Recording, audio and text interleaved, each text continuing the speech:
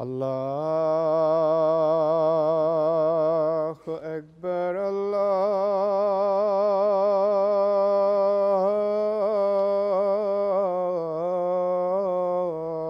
الله أكبر الله أكبر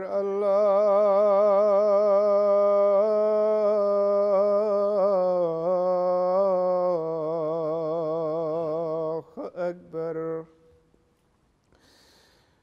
أشهد أن لا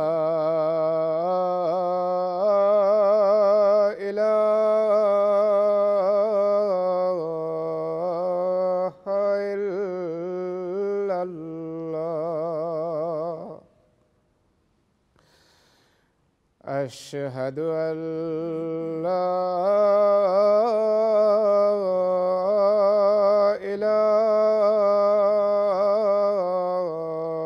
إله إلا الله أشهد أن محمدًا رسول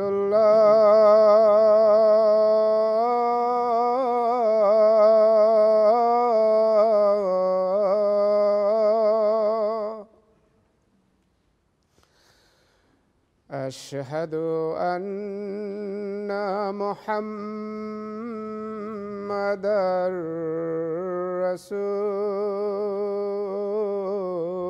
رسول الله حي على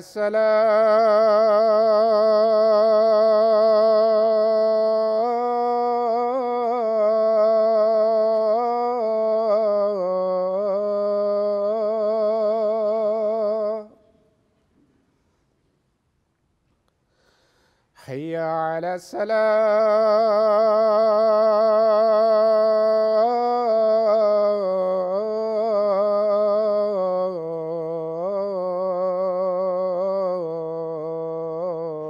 الصلاة حي على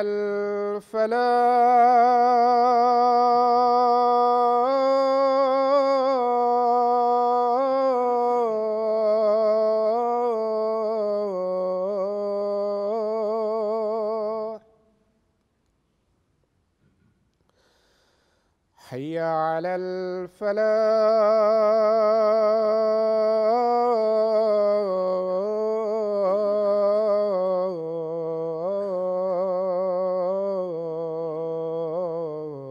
الفلاح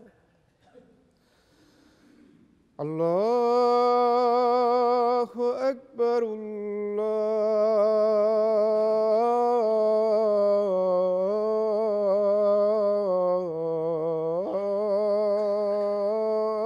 الله أكبر لا إله إلا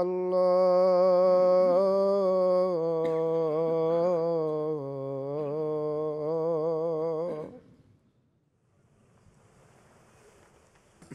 السلام عليكم ورحمة الله.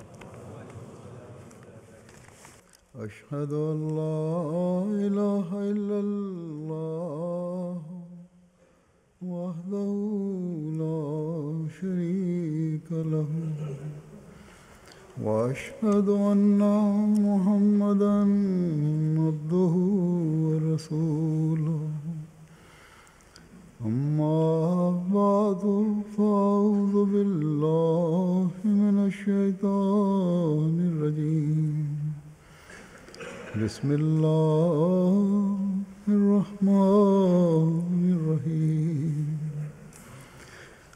الحمد لله رب العالمين الرحمن الرحيم مالك يوم الدين إياك نعبد وإياك نستعين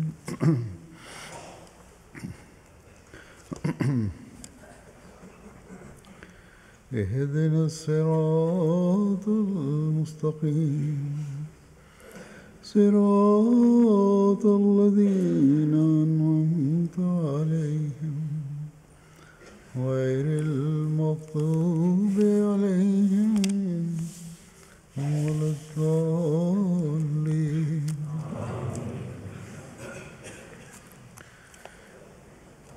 اس زمانے میں اللہ تعالیٰ نے حضرت مسیح موعود علیہ السلام کو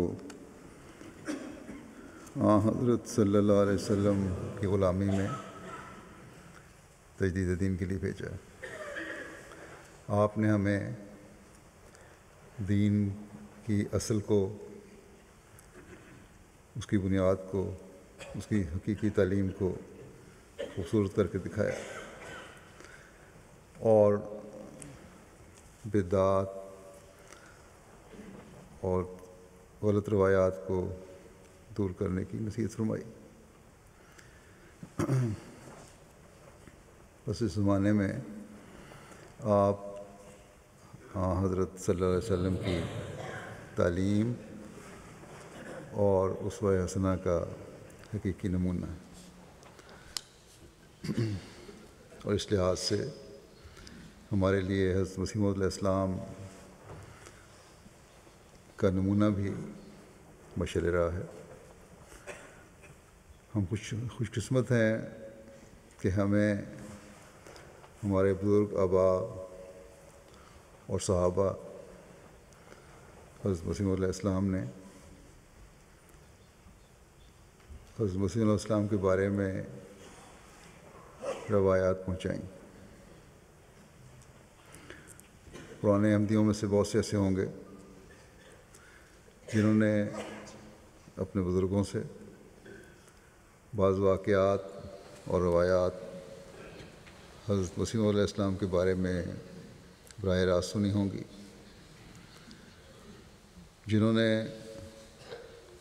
حضرت مسیح موعود علیہ السلام کو دیکھا اور آپ علیہ السلام کی صحبت سے فیض یاب ہوئے.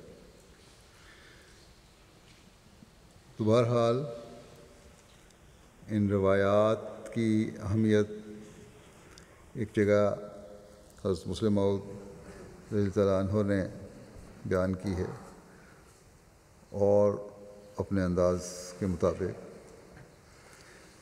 ان باتوں سے جو بظاہر چھوٹی چھوٹی ہیں، بہت سی نصیحت کی اور اسلام کی بنیادی تعلیم کی باتیں اخذ کی ہیں، وہ اس وقت میں پیش کروں گا.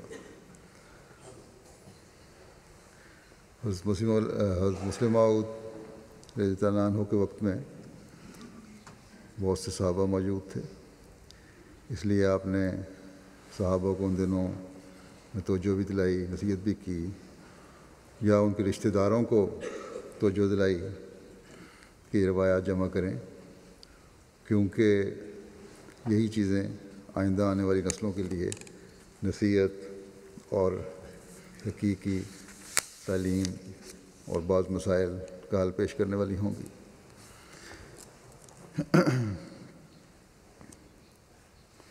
حضرت مسیح ثانی حضرت مسلم موعود ایک جگہ فرماتے ہیں کہ ایک بات جس کی طرف میں نے اس سال جماعت کو خصوصی توجہ دلائی ہے جب یہ بات آپ فرما رہے ہیں، اور وہ اتنی اہم ہے، اس کی ساری بیک گراؤنڈ یہ ہے کہ ایک زمانے میں جماعت میں فتنہ اٹھا، اس فتنے کو آپ بیان فرما رہے ہیں کہ کس طرح ہمیں روکنا چاہیے، اور ہر چھوٹی سے چھوٹی بات بھی جو حضرت مسیح علیہ السلام سے ہمیں پہنچتی ہے وہ ہمارے لیے مددگار ہوتی ہے، ہمیں بہت سارے فتنوں سے بچانے والی ہوتی ہے اور بہت سی برائیوں سے روکنے والی ہوتی ہے. بہرحال فرماتے ہیں کہ جتنی بار اس جو بات آپ بیان فرما رہے ہیں کہ اس کی اہمیت کی طرف جماعت کو متوجہ کیا جائے کم ہے، اور وہ بات کیا ہے کہ حضرت مسیح علیہ السلام کے حالات اور آپ کے کلمات صحابہ سے جمع کرائے جائیں. فرماتے ہیں کہ ہر شخص جسے حضرت مسیح علیہ السلام کی ایک چھوٹی سے چھوٹی بات بھی یاد ہو اس کا اس بات کو چھپا کر رکھنا اور دوسرے کو نہ بتانا، یہ ایک قومی خیانت ہے۔ اس میں کوئی شبہ نہیں کہ بعض باتیں چھوٹی ہوتی ہیں، مگر کئی چھوٹی باتیں نتائج کے لحاظ سے بہت اہم ہوتی ہیں۔ اب یہ کتنی چھوٹی سی بات ہے، فرماتے ہیں جو حدیثوں میں آتا ہے کہ رسول کریم صلی اللہ علیہ وسلم کے لیے ایک دفعہ کدو پکا، ترکاری جو ہے کدو کی، تو آپ نے بہت شوق سے اس سالن میں سے کدو کے ٹکڑے نکال کے کھانے شروع کیے، یہاں تک کہ شوربے میں کدو کا کوئی ٹکڑا نہ رہا، اور آپ نے فرمایا کہ کدو بڑی اعلیٰ چیز ہے۔ فرماتے ہیں کہ بظاہر یہ ایک چھوٹی سی بات ہے، ممکن ہے کئی احمدی بھی سن کر یہ کہہ دیں کہ کدو کے ذکر کی کیا ضرورت تھی، اور آج کل تو بعض پڑھے لکھے بھی زیادہ بنتے ہیں، ان کو اس باتوں کی طرف توجہ نہیں ہوتی، یا وہ سمجھتے ہیں کہ معمولی بات ہے۔ مگر اس چھوٹی سی بات سے اسلام کو کتنا بڑا فائدہ پہنچا۔ ہم آج اپنے زمانے میں ان خرابیوں کا اندازہ نہیں کر سکتے جو مسلمانوں میں رائج ہوئیں، مگر ایک زمانہ اسلام پر ایسا آیا ہے جب ہندوستان میں ہندو تمدن نے مسلمانوں پر اثر ڈالا، اور اس اثر کی وجہ سے وہ اس خیال میں مبتلا ہو گئے کہ نیک لوگ وہ ہوتے ہیں جو گندی چیزیں کھائیں، جو اچھی چیز نہ کھائیں، جو اعلیٰ قسم کی غذا نہ کھائیں۔ نیکی کا معیار یہ ہے، کیونکہ یہی فقیروں اور جوگیوں کا شیوا ہے۔ اور جب بھی وہ کسی کو عمدہ کھانا کھاتے دیکھتے ہیں تو کہتے ہیں کہ یہ بزرگ کس طرح کہلا سکتا، یعنی کہ تصور ہی نہیں کہ کوئی بزرگ کہلائے اور پھر اچھا کھانا بھی کھا سکے۔ بس آپ ایک واقعہ فرماتے ہیں، بیان فرماتے ہیں کہ ایک دفعہ حضرت خلیفۃ مسیح اول مسجد اقصیٰ میں درس دے کر واپس اپنے گھر تشریف لے جا رہے تھے کہ جب آپ وہاں پہنچے، جو اس وقت کا قادیان ہے، اس زمانے میں جہاں نظارتوں کے دفاتر ہوتے تھے، تو یہاں کہتے ہیں وہاں حضرت خلیفہ اول کو وہاں کے رہنے والے ایک ڈپٹی صاحب ملے جو ریٹائر تھے اور ہندو تھے۔ انہوں نے کسی سے سن لیا تھا کہ حضرت مسیح موعود علیہ السلام پلاؤ کھاتے ہیں اور بادام روغن استعمال کرتے ہیں، یعنی مستقل نہیں، جب بھی مل جائے میسر ہو کھاتے ہیں، جب پکا ہو، اور بادام روغن استعمال کرتے ہیں۔ وہ اس وقت اپنے مکان کے باہر بیٹھا تھا ہندو، حضرت خلیفہ اول کو دیکھ کر کہنے لگا کہ مولوی صاحب ایک بات پوچھنی ہے۔ مولوی صاحب نے فرمایا، حضرت خلیفہ اول نے فرماؤ کیا ہے؟ وہ کہنے لگا جی بادام روغن اور پلاؤ کھانا جائز ہے؟ حضرت خلیفہ اول نے فرمایا کہ ہمارے مذہب میں یہ چیز کھانی جائز ہے، ہمیں تو کوئی روک نہیں۔ کہنے لگا کہ میرا مطلب یہ ہے کہ فقراں نو کھانی جائز ہے، پنجابی میں، یعنی فقرے جو ہیں، فقیر لوگ جو ہیں، اللہ کی طرف لو لگانے والے لوگ ہیں، ان کے لیے بھی کھانی جائز ہے۔ جو بزرگ ہوتے ہیں کیا ان کے لیے بھی جہاں ان کو بزرگ کہا جاتا ہے ان کے لیے بھی کھانی جائز ہے؟ آپ نے فرمایا کہ ہمارے مذہب میں تو فقروں کے لیے، فقیروں کے لیے، سب کے لیے جائز ہے، جو بھی بزرگ کہلانے والے ہیں۔ کہنے لگا اچھا جی، اور یہ کہہ کر خاموش ہو گیا۔ مسلم فرماتے ہیں دیکھو اس شخص کو بڑا اعتراض یہی سوچا کہ حضرت مرزا صاحب مسیح اور مہدی کس طرح ہو سکتے ہیں جب وہ پلاؤ کھاتے ہیں اور بادام روغن استعمال کرتے ہیں۔ اگر صحابہ کا بھی مسلم فرماتے ہیں کہ اگر صحابہ کا بھی ویسا ہی علمی مذاق ہوتا جیسے آج کل احمدیوں کا ہے اور وہ کدو کا ذکر حدیثوں میں نہ کرتے تو کتنی اہم بات ہاتھ سے جاتی رہتی۔ حدیثوں میں آتا ہے کہ رسول کریم صلی اللہ علیہ وسلم ایک دفعہ جمعے کے دن اچھا سا جبہ پہن کر مسجد میں آئے۔ اب اگر کوئی شخص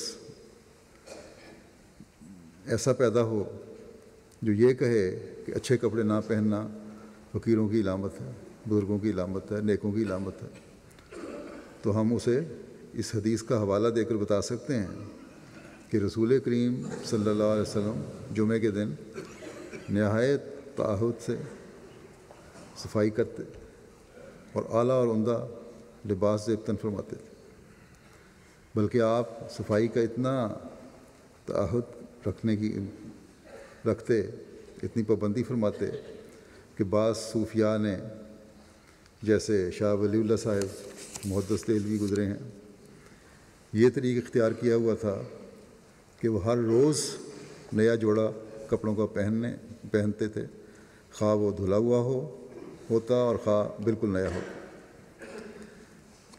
حضرت خلیفۃ المسیح اول کی طبیعت میں، ابھی واقعہ حضرت خلیفۃ المسیح اول کا بیان فرماتے ہیں آپ کہ حضرت خلیفۃ المسیح اول کی طبیعت میں بہت سادگی تھی، بہت ساری باتوں کا ان کو خیال نہیں رہتا تھا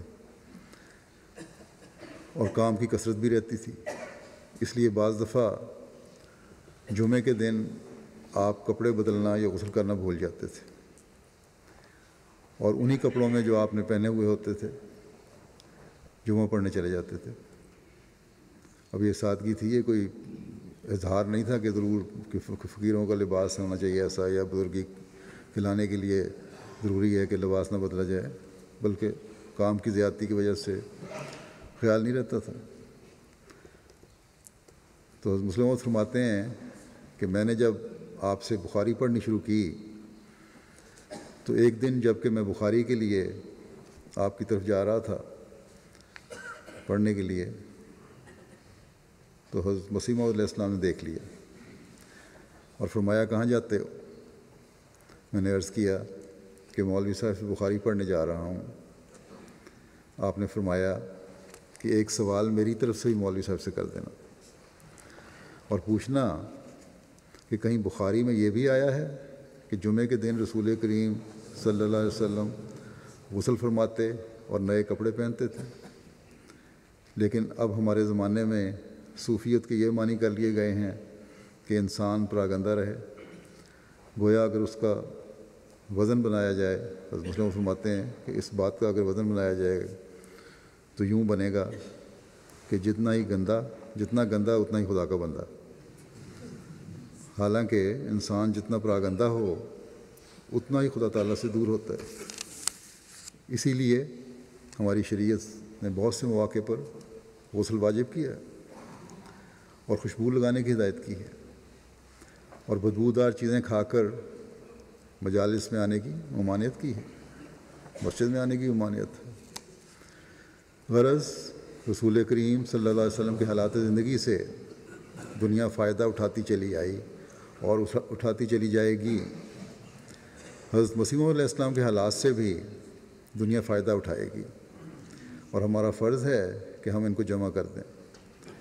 ایک نوجوان نے مجھے بتایا، مسلم موعود فرماتے ہیں کہ نوجوان نے مجھے بتایا کہ میں نے حضرت مسیح موعود علیہ السلام کا صحابی ہوں، مگر مجھے سوائے اس کے اور کوئی بات یاد نہیں کہ ایک دن جب کہ میں چھوٹا سا تھا میں نے حضرت مسیح موعود علیہ السلام کا ہاتھ پکڑ لیا اور آپ سے مصافحہ کیا اور تھوڑی دیر تک میں آپ کا ہاتھ اپنے ہاتھ میں لیے برابر کھڑا رہا۔ کچھ دیر کے بعد حضرت مسیح موعود علیہ السلام ہاتھ چھڑا کر کسی اور کام میں مشغول ہو گئے۔ اب بظاہر یہ ایک چھوٹی سی بات ہے، مگر بعد میں انہی چھوٹے چھوٹے واقعات سے بڑے بڑے اہم نتائج اخذ کیے جائیں گے۔ مثلا یہی واقعہ لے لو، اس سے ایک بات یہ ثابت ہوگی کہ چھوٹے بچوں کو بھی بزرگوں کی مجالس میں لانا چاہیے۔ چنانچہ حضرت مسیح موعود علیہ السلام کے زمانے میں لوگ اپنے بچوں کو بھی آپ کی مجالس میں لاتے تھے۔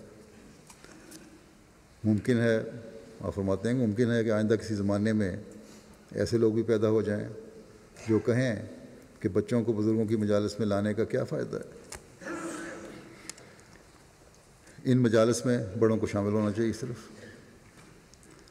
کیونکہ جب فلسفہ آتا ہے تو ایسی بہت سی باتیں پیدا ہو جاتی ہیں، اور یہ کہنا شروع کر دیا جاتا ہے کہ بچوں نے کیا کرنا ہے۔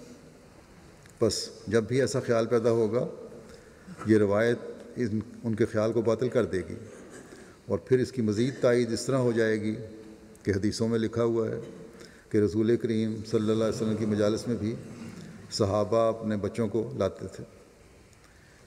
اسی طرح اس روایت سے یہ بھی ظاہر ہوتا ہے کہ جب کوئی کام ہو تو اپنا ہاتھ چھڑا کر کام میں مشغول ہو جانا چاہیے، کیونکہ اس میں یہ ذکر ہے کہ جب اس بچے نے آپ کا ہاتھ پکڑا اور تھوڑی دیر تک پکڑے رکھا تو آپ نے اپنا ہاتھ کھینچ کر الگ کر لیا۔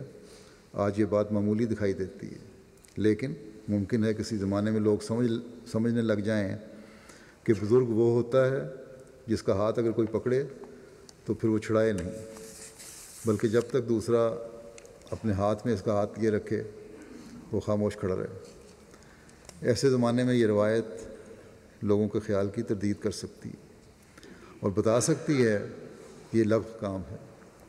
چنانچہ حضرت مسیح موعود علیہ السلام نے بھی اپنا ہاتھ کھینچ لیا تھا، جس سے معلوم ہوتا ہے کہ اگر کوئی کام کرنا ہو تو محبت سے دوسرے کا ہاتھ الگ کر دینا چاہیے اگر کسی نے پکڑا ہوا ہے، چاہے وہ بچہ ہی ہو۔ تو اس قسم کے کئی مسائل ہیں جو ان روایات سے پیدا ہو سکتے ہیں۔ آج ہم ان باتوں کی اہمیت نہیں سمجھتے، مگر یہ اس زمانے کی بات ہے جب صحابہ زندہ تھے، اس وقت آپ ان کو فرما رہے ہیں۔ مگر جب احمدی فقہ، احمدی تصوف اور احمدی فلسفہ بنے گا تو اس وقت یہ معمولی نظر آنے والی باتیں اہم حوالے قرار پائیں گی، اور آج بھی ان کی ضرورت ہے، محسوس کی جاتی ہے۔ اور بڑے بڑے فلسفی جب ان واقعات کو پڑھیں گے تو کود پڑیں گے، یعنی حیرانی اور خوشی سے اچھل پڑیں گے اور کہیں گے کہ خدا اس روایت کو بیان کرنے والے کو جزائے خیر دے کہ اس نے ہماری ایک پیچیدہ گتھی سلجھا دی۔ جب ایسی مسائل سامنے آئیں گے، ایسے واقعات سامنے آئیں گے جن سے مسائل حل ہوتے ہوں، تو فلسفی بجائے ادھر ادھر دیکھنے کے جن کو دین سے تعلق ہے وہ اس کو دعا دیں گے اس روایت بیان کرنے والے کو۔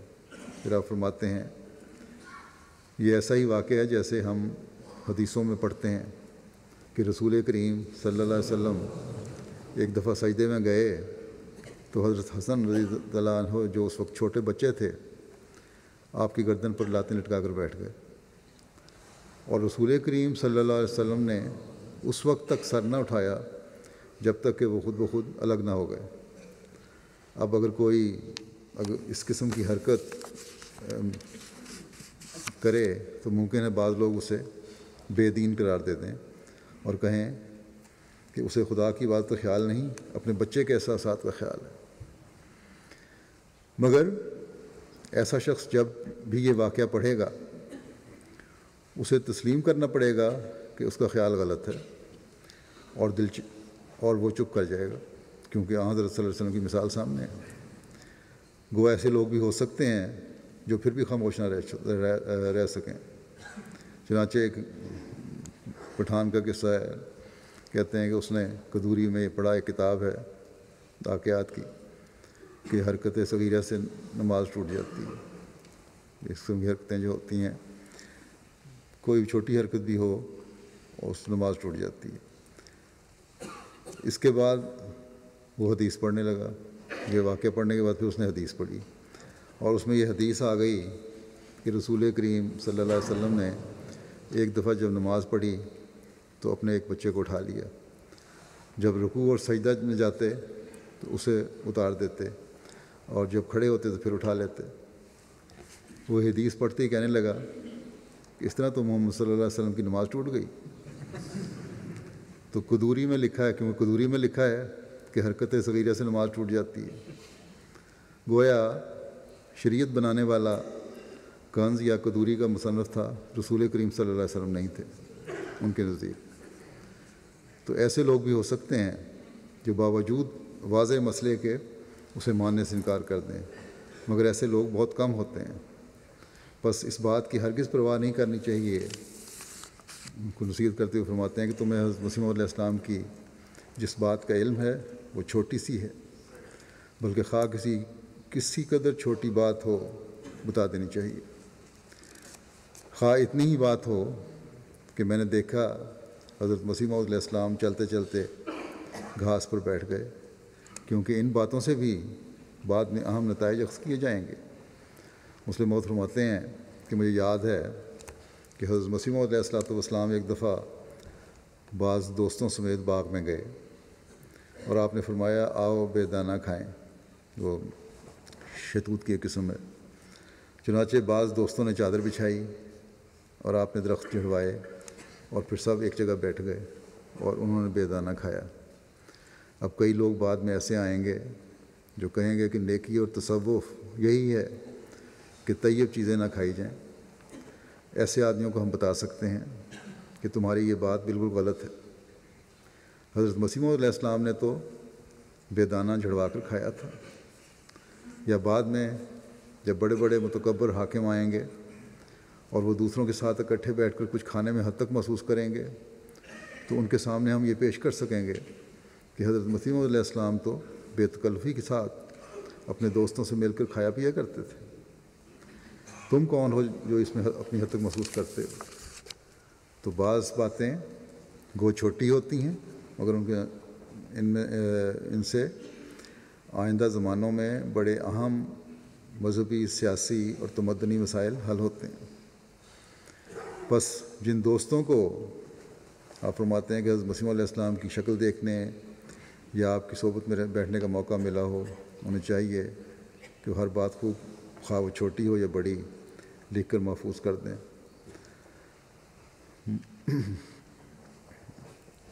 مثلا اگر کوئی شخص ایسا ہے جسے حضرت مسیح موعود علیہ السلام کے لباس کی طرز یاد ہے تو وہ بھی لکھ کر بھیج دے، آپ نے اس زمانے میں فرمایا. اور اس کے بعد پھر صحابہ نے اپنی روایات جمع بھی کرنی شروع کیں، لکھوانی شروع کیں، اور بہت سارے واقعات رجسٹر بن چکے ہیں صحابہ کی روایات کے. ان کو ایک دفعہ میں بیان بھی کر چکا ہوں.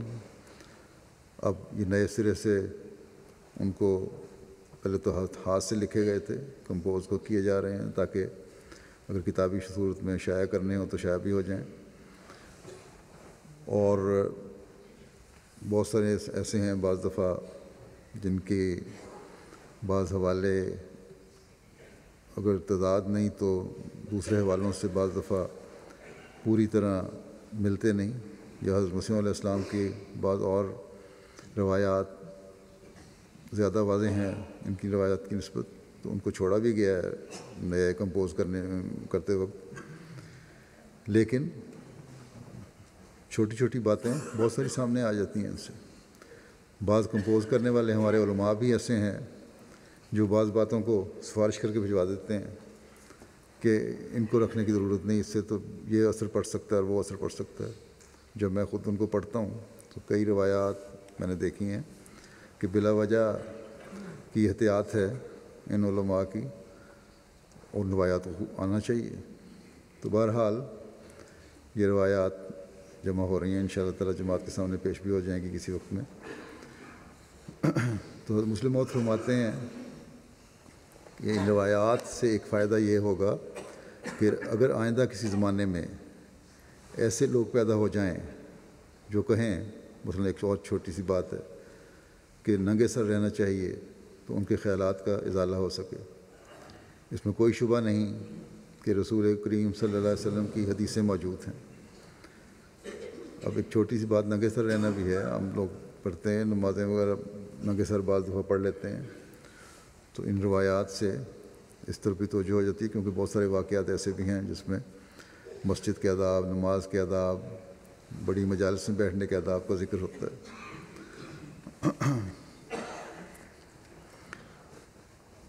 تو آپ فرماتے ہیں کہ اس میں کوئی شبہ نہیں کہ رسول کریم صلی اللہ علیہ وسلم کی حدیثیں موجود ہیں اور آپ ہی شارع نبی ہیں، یعنی شریعت جاری کرنے والے آپ ہی ہیں. مگر اس میں بھی کوئی شبہ نہیں کہ قریب کے مامور کی باتیں شارع نبی کی باتوں کی مصدق سمجھی جاتی ہیں، ان کی تصدیق کرنے والی ہوتی ہیں. آج کل یہ کہا جاتا ہے کہ جن فقہ کی باتوں پر امام ابو حنیفہ نے عمل کیا ہے وہ زیادہ صحیح ہیں۔ اسی طرح آئندہ زمانے میں رسول کریم صلی اللہ علیہ وسلم کی جن حدیثوں کو حضرت مسیح موعود علیہ السلام نے اپنے عمل سے سچا قرار دیا ہے انہی کو لوگ سچی حدیثیں سمجھیں گے، اور جن حدیثوں کو حضرت مسیح موعود علیہ السلام نے وضعی قرار دیا ہے یعنی خود بنائی گئی ہیں یا صحت نہیں ان کی، ان حدیثوں کو لوگ جھوٹا سمجھیں گے۔ بس حضرت مسیح موعود علیہ السلام کی یہ باتیں بھی ایسی ہی اہم ہیں جیسی حدیثیں، کیونکہ یہ باتیں حدیثوں کا صدق یا کذب معلوم کرنے کا ایک معیار ہوں گی۔ آپ نے فرمایا کہ ان روایات میں بے شک بعض ایسی باتیں بھی ہو سکتی ہیں جنہیں اس زمانے میں یعنی ان کا جو دور تھا شائع کرنا مناسب نہ ہو حضرت مسلم موعود کے وقت میں یا اس وقت، مگر انہیں بہرحال محفوظ کر لیا جائے۔ یا بعض ایسی روایات ہیں جنہیں آج بھی شاید پرنٹ نہ کیا جائے، شائع نہ کیا جائے، لیکن محفوظ بہرحال ہونی چاہیے، جو روایات صحابہ سے ہمیں مل رہی ہیں، اور جب بعد میں مناسب موقع ہو انہیں شائع کر دیا جائے۔ مثلاً حضرت مسیح موعود علیہ السلام کا یہ الہام ہوا تھا کہ سلطنت برطانیہ تا 8 سال بعد ازاں ایام ذوف و اختلال۔ آپ فرماتے ہیں کہ مگر یہ الہام اس وقت شائع نہ کیا گیا بلکہ ایک عرصے کے بعد شائع کیا گیا۔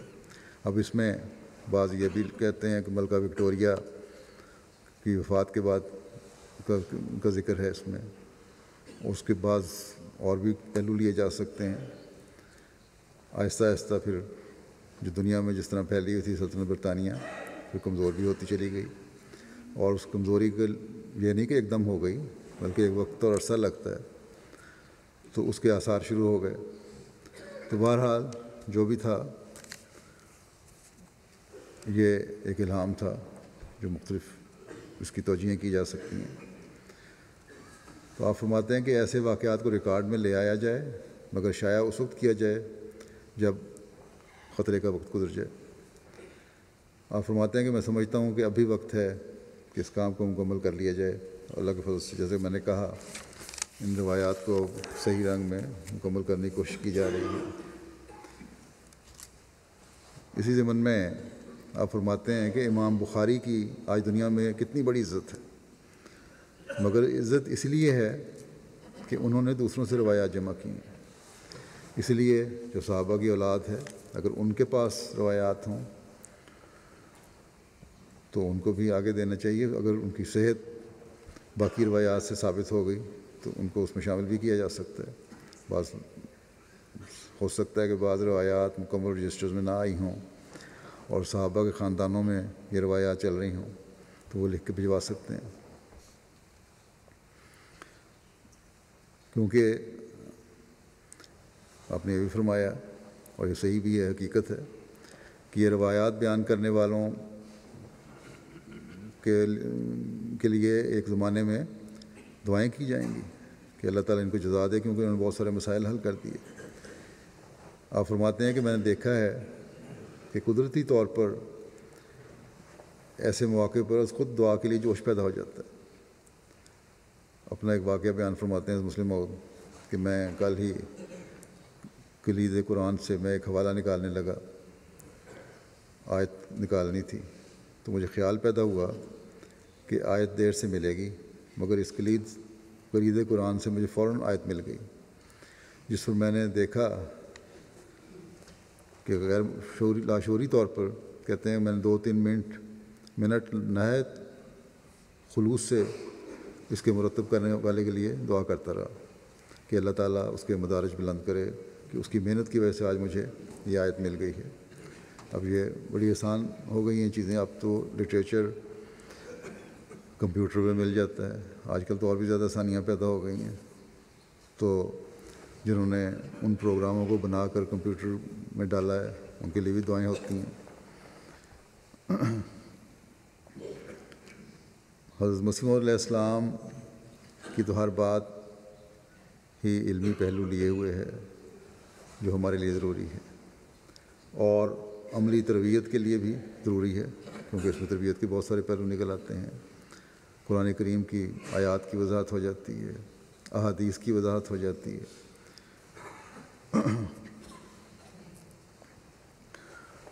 اور اس سے ہمیں پھر فائدہ پہنچتا ہے.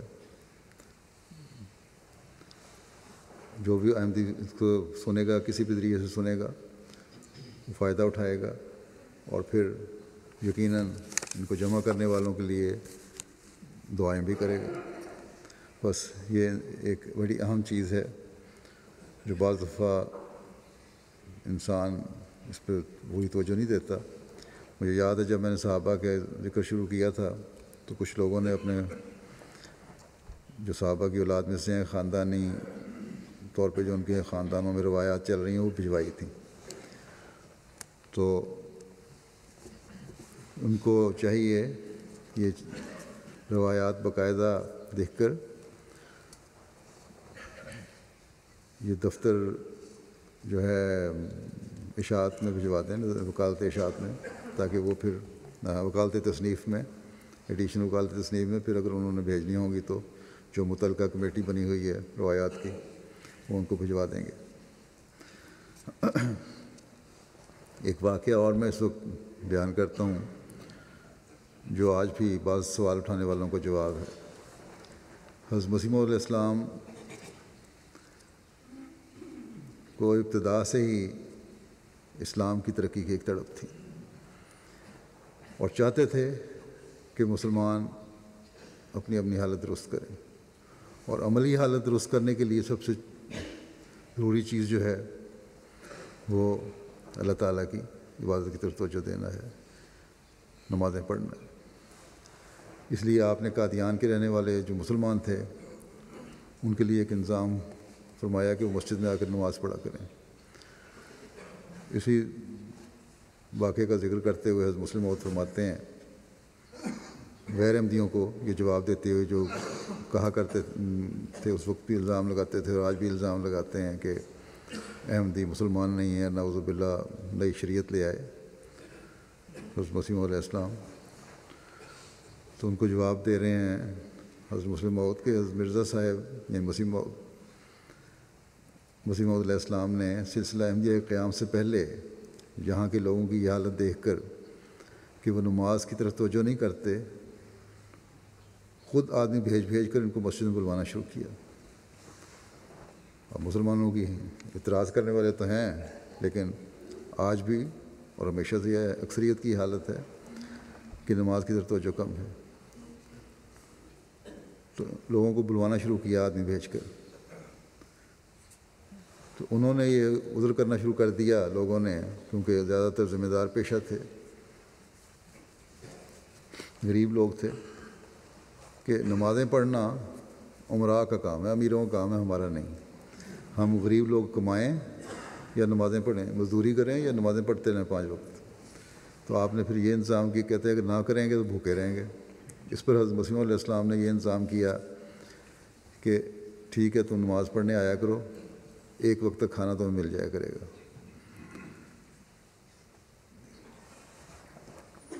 چنانچہ چند دن اس اعلان کے بعد کھانے کی خاطر 25-30 آدمی مسجد میں نماز کے لیے آ جایا کرتے تھے, مگر آخر میں سست ہو گئے اور صرف مغرب کے وقت جس وقت کھانا تقسیم ہوتا تھا اس وقت آ جاتے تھے. آخر پھر یہ سلسلہ بند کرنا پڑا. اب آپ فرماتے ہیں کہ دیکھو حضرت مسیح علیہ السلام کو یہ شوق تھا, کس لیے کہ تاکہ اسلام کی حقیقی تصویر نظر آئے, اور آپ کے اس شوق کو دیکھتے ہوئے خدا تعالیٰ نے آپ کی مراد پوری کر دی. اور اس وقت جب آپ یہ ذکر کر رہے ہیں اس وقت کا ذکر ہے جب فرماتے ہیں کہ قادیان میں اب 4 مسجدیں ہیں اور 2 تو بہت عالیشان مساجد ہیں اور 5 وقت یہاں نماز ہوتی ہے اور نماز سے پر رہتی ہیں. بس اس بات کو ہمیں یاد رکھنا چاہیے کہ یہ تڑپ جو حضرت مسیح علیہ السلام کی تھی اپنے دعوے سے پہلے بھی اور بعد میں بھی بار بار اس طرح توجہ دلائی کہ نمازوں کی طرف آؤ, باجماعت نمازیں پڑھو, مسجدیں آباد کرو. مسجدیں اب ہماری اللہ کے فضل سے دنیا میں ہر جگہ بن رہی ہیں, لیکن ان کی آبادی کی طرف جس طرح توجہ ہونی چاہیے وہ نہیں ہے. بعض جگہ سے شکایات آتی ہیں. اسی طرح بلکہ روا میں، قادیان میں، پاکستان کے مختلف مساجد میں احمدی جو وہاں کے رہنے والے احمدی ہیں ان کو چاہیے کہ اپنی مساجد کو آباد کریں. اسی طرح دنیا کے دوسرے ممالک میں اپنی مساجد کو آباد کرنے کی کوشش کریں. دوسرے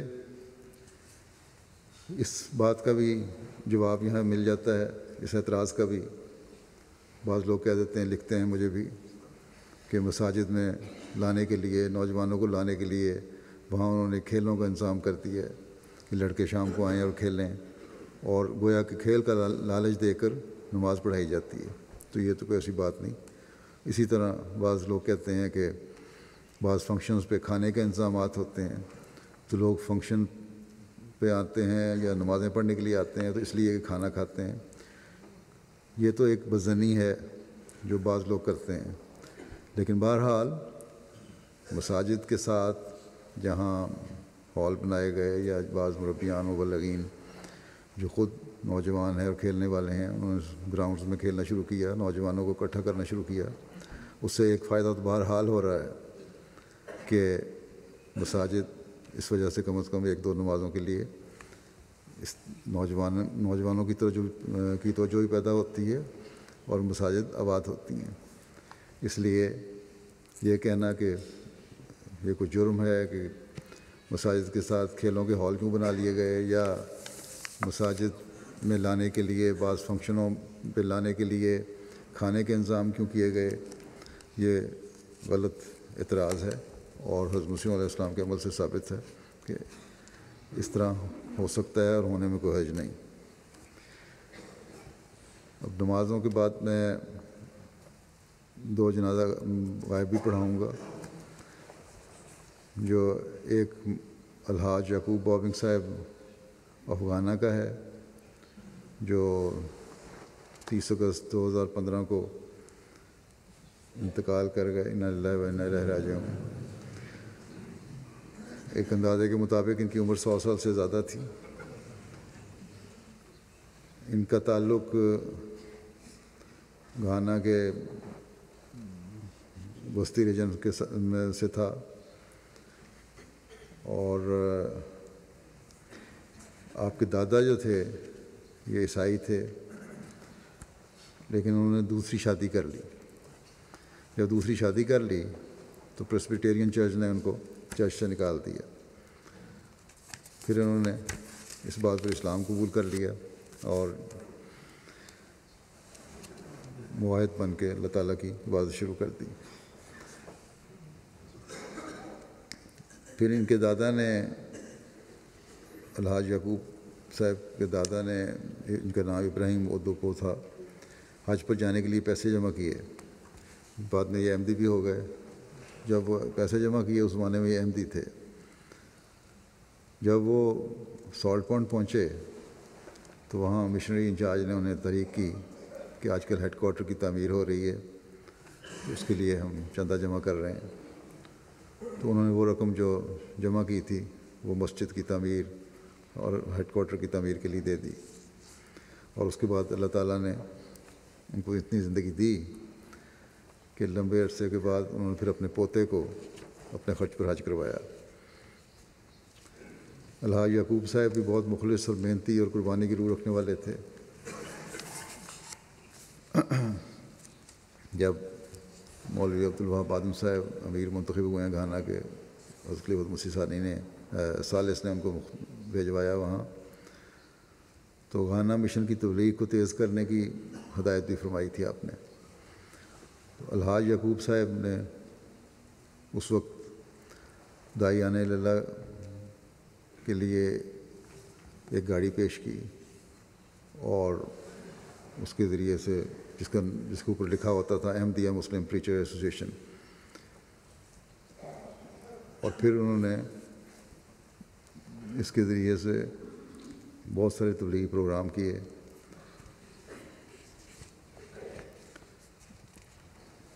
پھر ان کی یہ بھی خوبی تھی کہ جہاں ایک جماعت بنتی، نوجوان جمع ہو جاتے، تو آپ وہاں اپنے خرچ پر مسجد بنواتے. اور واقفین اور مبلغین کی بہبود کا بڑا خیال رکھنے والے تھے۔ آپ کے 2 بیٹے بھی وقف زندگی ہیں۔ ایک مرکزی مبلغ ابراہیم بن یعقوب صاحب ہیں جو ٹرینیڈاڈ میں ہمارے مشنری انچارج اور امیر ہیں، اور دوسرے وہاں کے لوکل مشنری ہیں نور الدین بابنگ صاحب جو شمالی علاقے میں خدمت کی توفیق پا رہے ہیں۔ آپ روا بھی گئے تھے، الحاج بابنگ صاحب موسی بھی تھے، اور اللہ کے فضل سے تمام جائیداد اور آمد کا حساب ان کا صاف تھا۔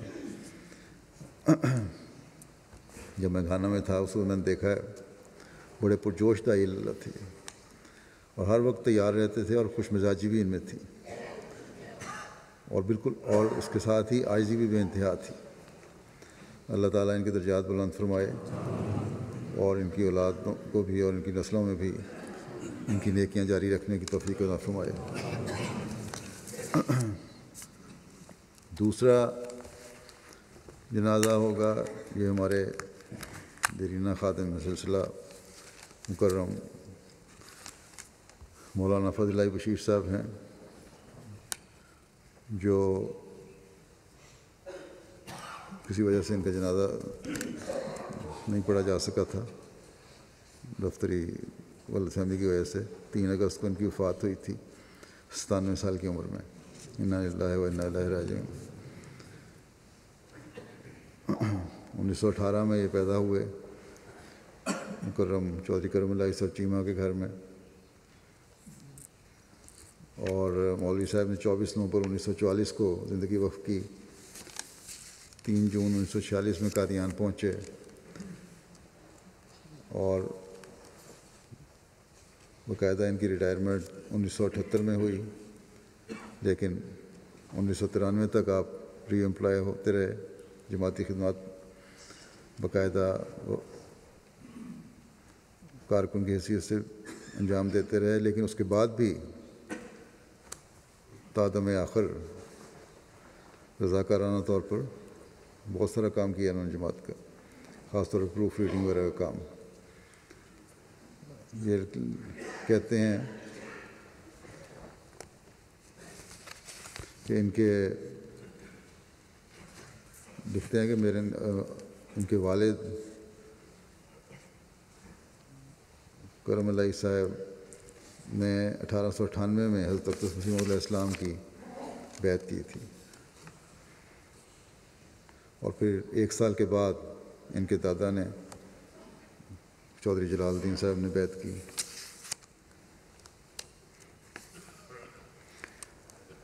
ان کے والد کا جماعت سے خلافت سے تعلق اتنا مضبوط تھا، اور اللہ تعالیٰ بھی ان کی رہنمائی فرماتا تھا۔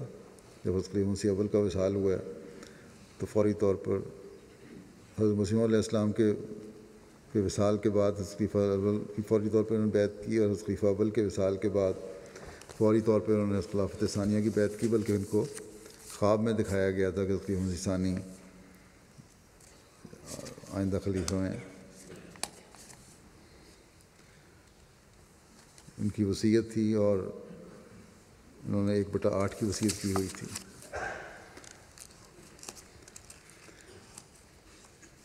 اپنے وقف ہونے کا واقعہ بیان کرتے ہیں مولوی صاحب خود ہی، کہتے ہیں کہ ان کو والدہ صاحبہ نے بیان کیا ان کی کہ میں ابھی گود میں تھا کہ غالباً جلسہ سالانہ قادیان 1919 یا 1920 کا تھا کہ زنانہ جلسہ گاہ میں حضرت حافظ غلام رسول صاحب وزیر آبادی نے مستورات میں تقریر کی کہ بیبیوں ہم تو بوڑھے ہو رہے ہیں، یہ صحابی تھے، اب دین کی خدمت کے لیے قائم مقاموں کی ضرورت ہے، تم اپنے بچوں کو دین کی خدمت کے لیے وقف کرو، ان کو قادیان دینی تعلیم کے لیے بھیجو۔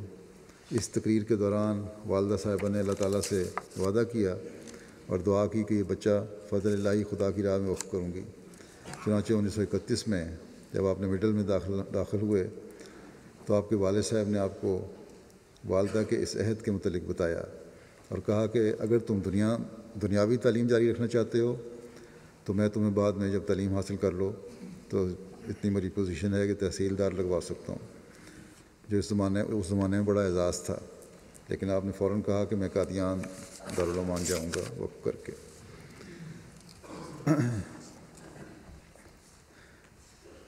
23 فروری 1947 کو آپ دیگر مربیان کے ہمراہ مشرقی افریقہ میں مومباسا کی بندرگاہ پر پہنچے اور ان مربیان نے میر ضیاء اللہ صاحب، مولوی جلال الدین صاحب قمر، سید ولی اللہ شاہ صاحب، حکیم محمد ابراہیم صاحب اور مولوی عنایت اللہ صاحب شامل تھے، اور مشرقی افریقہ میں رئیس التبلیغ شیخ مبارک احمد صاحب تھے۔ ایک لمبا عرصہ ان کو کینیا میں، سورینام میں، گیانا میں، ایران میں مبلغ کے طور پر خدمت کی توفیق ملی۔ پھر اس کے بعد مرکزی دفاتر میں، انجمن میں اور تحریک جدید میں خدمات انجام دیتے رہے۔ حضرت خلیفہ مسیح ثالث نے جب قواعد وصیت پر غور کے لیے کمیٹی بنائی تو حضرت مولوی صاحب بھی اس کے ممبر تھے۔ آپ نے عربی، انگریزی اور فرینچ میں تقریباً 11 کتابیں لکھیں۔ ان کی 2 شادیاں تھیں، پہلی تو چودھری محمد دین صاحب کی بیٹی کے ساتھ تھی جو سائی تھے وہیں سیال کوٹ کے، دوسری شادی ان کی موریشس میں ہوئی تھی۔ یہ کہتے ہیں قبولیت دعا کا اپنا ایک واقعہ بچپن کا سناتے ہیں کہ ایک دفعہ جب آپ کی عمر 10-12 سال تھی، آپ کی والدہ شدید بیمار ہو گئیں اور بچنے کی امید نہیں رہی۔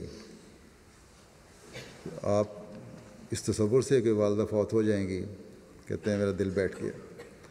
میں نے دعا کی کہ اے میرے خدا، کیا اسی عمر میں مجھے ماں کے سائے سے محروم کر دے گا؟ کہتے ہیں ابھی چند منٹ ہی گزرے تھے کہ والد صاحب گھر سے نکل کر میری طرف آتے دکھائی دیے اور آتے ہی کہا فضل اللہ، تیری والدہ ٹھیک ہو گئی۔ کبابیر میں بھی یہ رہے ہیں، فلسطین میں شریف عہدے صاحب لکھتے ہیں کہ آپ فلسطین میں 1966 تا 68 اور 77 تا 81 اور کبابیر میں قیام کے دوران تبلیغ اور تربیت کے کام بہت محنت اور لگن سے کیا کرتے تھے۔ لوگوں کے گھروں میں جا کر دین کے درس اور تفسیر القرآن کے درس دیتے تھے۔ احمدیہ اسکول کبابیر کے انتظامی معاملات کو بہت بہتر کیا۔ اسی طرح کثرت سے تبلیغی دورے کیا کرتے تھے اور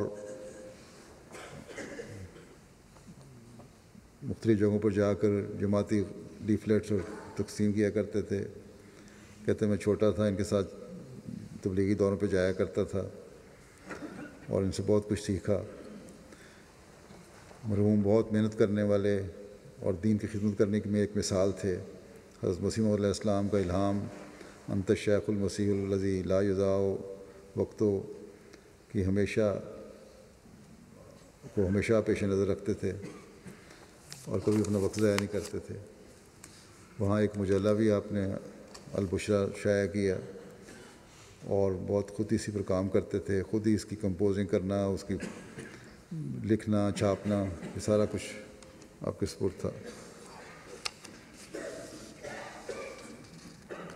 اور مسجد جو ہے کبابیر کی، اس کی ابتدا بھی آپ نے کی تھی اور بنیادی اینٹ بھی آپ نے رکھی تھی۔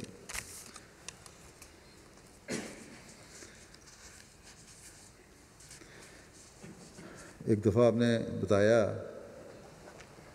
کہ 1940 میں آپ کے والد حضرت کلم الہی صاحب جب ریٹائر ہو گئے تو گھر میں بہت تنگی کا سامنا ہوا، یہاں تک کہ مدرسہ احمدیہ کو فیس بھی نہ ادا کر سکتے تھے، یہ وہاں قادیان میں پڑھتے تھے۔ ایک دن پرنسپل صاحب کی طرف سے نوٹس ملا کہ 7 یوم کے اندر، ہیڈ ماسٹر مدرسہ احمدیہ کا، کہ 7 یوم کے اندر فیس ادا کرو ورنہ مدرسے سے نکال دیے جاؤ گے۔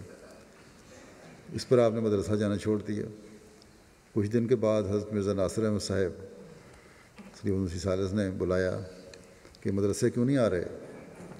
تو انہوں نے کہا کہ فیس نہ تھی اور شرمندگی کی وجہ سے آنا چھوڑ دیا ہے۔ حضرت مرزا ناصر احمد صاحب نے کہا کہ فیس کا انتظام میں کر دیتا ہوں۔ آپ نے کہا کہ صدقہ میں نے نہیں لینا، قرضہ حسنہ دے دیں۔ اس طرح آپ نے اپنی تعلیم جاری رکھی، مگر 1940 سے 1942 تک حالات نہایت غربت کے تھے، فاقہ کشی کی کیفیت رہی ہے۔ کہتے ہیں ایک دفعہ تو یہ حالت تھی کہ 56 گھنٹے تک کچھ کھانے کو نہ ملا، مگر کسی سے ذکر تک نہ کیا، اور 56 گھنٹے کے بعد ایک دوست نے کہا کہ آج آپ میرے ساتھ کھانا کھائیں۔ اس طرح 56 گھنٹے کے بعد ایک روٹی خدا تعالیٰ نے آپ کو کھلائی، اور اس ایک روٹی کے بعد پھر 48 گھنٹے فاقہ رہا. شاید کہتے ہیں کہ یہ فاقہ کشی جو تھی یہ اللہ تعالیٰ کی طرف سے برداشت کی ٹریننگ تھی. تبلیغ کی مشکلات میں ہمیشہ میرے یہ کام آیا. تبلیغ کی مشکلات کا کئی دفعہ ذکر کیا. تبلیغی افریقی دوستوں کے ساتھ تبلیغی دورے پر جاتے تھے تو فاقے کرنے پڑتے تھے. کبھی اچھا کھانا مل جاتا تھا اور جو کچھ میسر ہوتا کھا لیتے، اور کبھی یہ دل میں خیال نہیں آیا کہ ہم دین کی بڑی خدمت کر رہے ہیں. بس یہ آج کے واقعی زندگی کو سامنے رکھنی چاہیے یہ بات. آج کل اللہ تعالیٰ کے فضل سے حالات تو بہت بہتر ہیں ہر جگہ ہی، اور کبھی ایسی نوبت نہیں آتی کہ کسی کو فاقہ کرنا پڑے. آپ نے ساری زندگی اللہ تعالیٰ کی رضا حاصل کرنے کی کوشش کی. میٹرک کے بعد وقف کیا اور اپنی آخری سانس تک اس عہد کو پورا کیا کہ دین کو دنیا پر مقدم رکھوں گا. ان کی پوتی نے لکھا کہ دادا جی بہت کم اپنے حالات کا ذکر کرتے تھے جو ان کو تبلیغ کے راستے میں پیش آئیں، لیکن ایک بات انہوں نے بتائی کہ جب تبلیغ کے لیے جاتے تو صبح 2 روٹیاں بنا لیتے، ایک صبح کھا لیتے اور دوسری ساتھ باندھ لیتے. راستے میں کہیں بھی پانی یا چائے کس سے کھا لیتے. اور اس کی تصدیق جب افریقہ میں رہے ہیں تو وہاں کے لوگوں نے بھی کی کہ اس طرح 2 روٹیاں بناتے تھے اور نکل پڑتے تھے سفر پہ تبلیغ کے. سورینام کے مبلغ لکھتے ہیں کہ 1970 تا 72 میں ان کو مبلغ سلسلہ گیانا کی حیثیت سے خدمت کی توفیق ملی اور سورینام کے متعدد دورے کیے اپنے مختلف جگہوں کے. 25 اپریل 1971 کو جماعت کی پہلی مسجد کے افتتاح کی تاریخی شہادت حاصل کی. موصوف نے انتہائی نامساعد حالات میں بڑے صبر اور حوصلے کے ساتھ یہاں وقت گزارا. غیر مبائن کی مخالفت کے علاوہ اس وقت وہاں غیر مبائن بھی بہت زیادہ ہیں. اس وقت جماعت کے اندر خواجہ اسماعیل کا ایک گروہ پیدا ہو چکا تھا جنہوں نے آپ کے لیے بہت مشکلات پیدا کیں اور ہر ممکن کوشش کی کہ مسجد کی زمین جماعت کے نام نہ ہو، مگر آپ نے بڑے حوصلے کے ساتھ اس مشکلات کا سامنا کیا اور پوری تندہی کے ساتھ خدمات سلسلہ میں مصروف رہے. پیغام حق پہنچانے کے ساتھ مرکز کو بھی تفصیلی طور پر جماعتی حالات سے آگاہ رکھا. اور پھر انہوں نے 1972 میں خلیفۃ المسیح ثالث کو لکھا کہ سورینام میں مسجد اور مشن ہاؤس سے جماعت کو ایک مرکز میسر آ گیا، مگر گیانا میں اب تک کسی قسم کے مرکز نہیں ہے جو مرکز سے محروم ہے، اور 12 سال سے وہاں مبلغ سلسلہ ہے،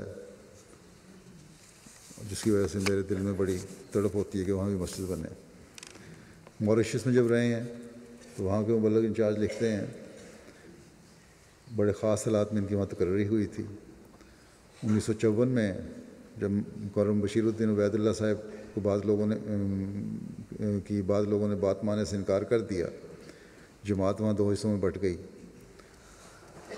ایک حصہ اطاعت سے باہر جانے لگا اور اپنی ایسوسیشن بنا لی انہوں نے لیتا. اس پر حضرت خلیفۃ مسیح ثانی نے ان کو جو فلسطین میں تھے پیغام دیا کہ فوری طور پر موریشس پہنچے.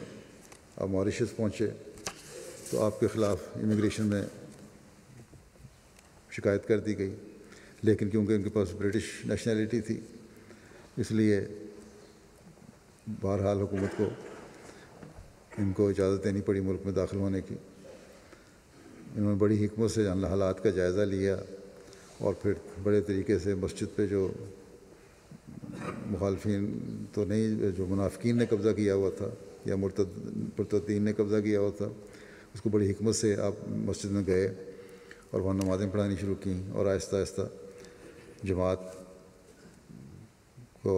کا دوبارہ جو مباح جماعت تھی اس کو دوبارہ مسجد میں جمع کرنا شروع کیا. اور یہیں اس دوران میں ان کی موریشس میں دوسری شادی بھی ہوئی تھی. یہاں انہوں نے فرینچ میں بہت ساری بعض کتابیں بھی لکھی جیسا کہ میں نے ذکر کیا ہے، اور انہوں نے اللہ کے فضل سے جماعت کو وہاں اس فتنے سے بچایا اور نئے سرے سے جماعت کو جمع کر دیا، ایک ہاتھ پہ اکٹھا کر دیا.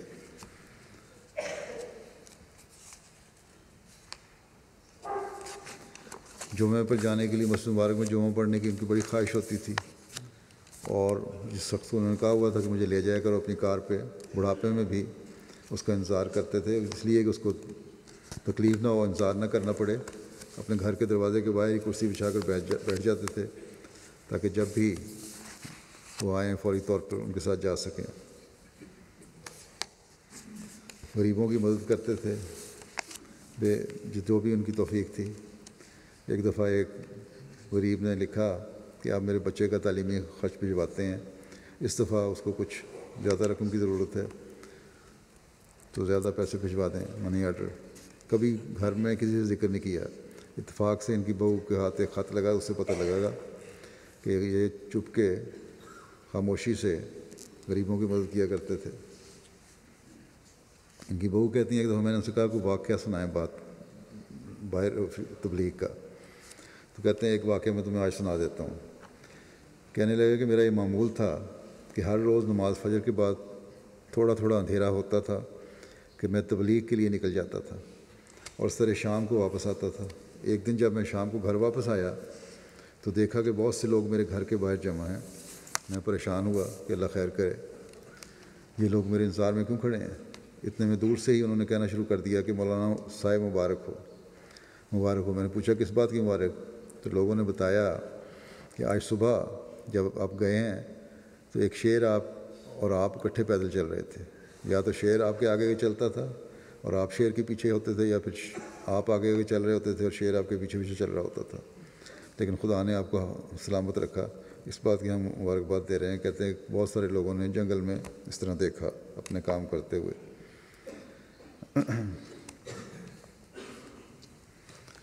بڑے تہجد گزار تھے، بڑی دقت سے نمازیں پڑھنے والے۔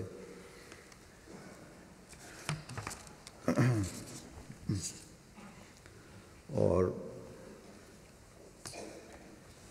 بہت سارے مبلغین نے، دوسروں نے ان کے بارے میں حالات لکھے ہیں، اور حقیقت میں یہ بڑے متوکل انسان، بڑے وہمت، صابر اور دین کا درد رکھنے والے، دین کو دنیا پر مقدم کرنے والے،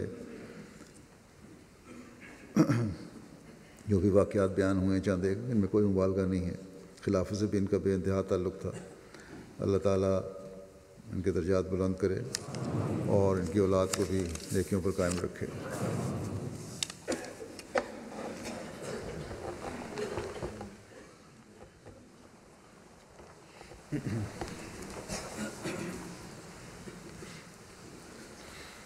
الحمد للہ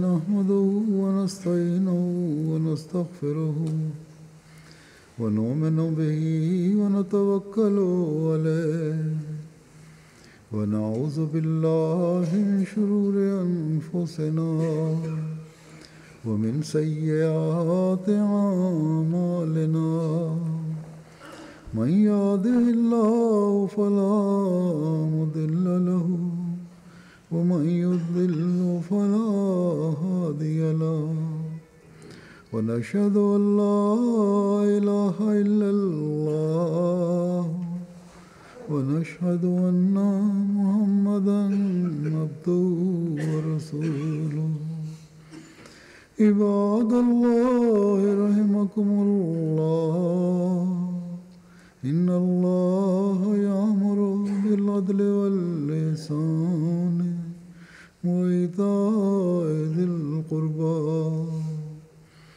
وينهى عن الفحشاء والمنكر والبغي يعظكم لعلكم تذكرون اذكروا الله يذكركم وادعوه يستجب لكم ولذكر الله أكبر